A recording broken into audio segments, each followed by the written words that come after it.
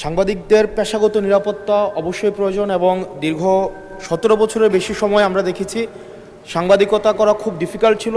সেই সময়েও ঠিক সেই সময়টিতেও অনেক পেশাদার সাংবাদিক তারা পেশাদারি দায়িত্ব পালন করে গিয়েছে।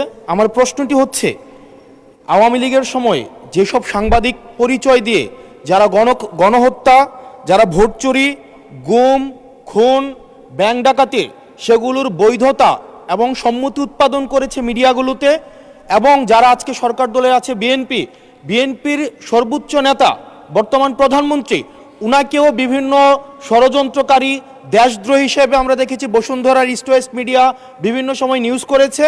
এবং আজকে যারা বিএনপি এবং জামাত আছে আমাদের এই সংসদে, শিয়া বাটার ও ভিটামিন সমৃদ্ধ লিলি বিউটি সোপ, তারুণ্যময় উজ্জ্বল ত্বকের জন্য, তাদেরকেও বিভিন্ন সময় তাদেরকে হত্যা করার সম্মতি উৎপাদন করেছে কিছু মিডিয়া এবং কিছু নামদারি সাংবাদিক। এই সাংবাদিকগুলোকে বিভিন্ন হাউজে আবার এখন বর্তমানে পুনর্বাসন করা হচ্ছে।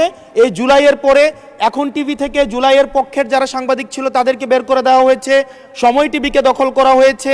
ইস্ট ওয়েস্ট মিডিয়া অর্থাৎ বসুন্ধরা গ্রুপের যে মিডিয়াগুলো রয়েছে তারা প্রতিনিয়ত আওয়ামী লীগের পক্ষে সম্মতি উৎপাদন করে যাচ্ছে।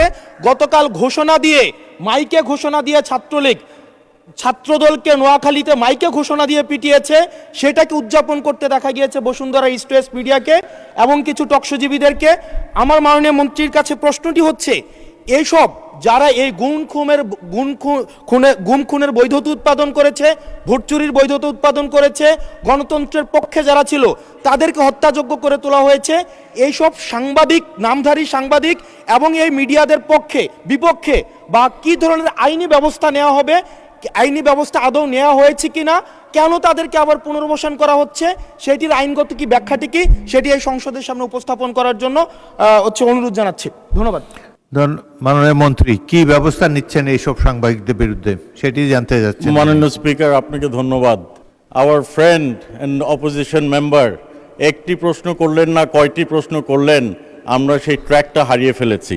আমরা একটি কথা বলতে চাই, গণমাধ্যমের স্বাধীনতা রয়েছে, তবে দেশের প্রচলিত আইন অনুযায়ী সকল যারা এই গণতন্ত্র সমুন্নত রাখার বিপক্ষে কাজ করবে, গণতন্ত্র ধূলিসাৎ করার কাজ করবে, কোনো সন্ত্রাসের কাজ করবে, সে যেই হোক, সে আইনের ঊর্ধ্বে না, তার বিরুদ্ধে প্রচলিত আইনে ব্যবস্থা নেওয়া হবে।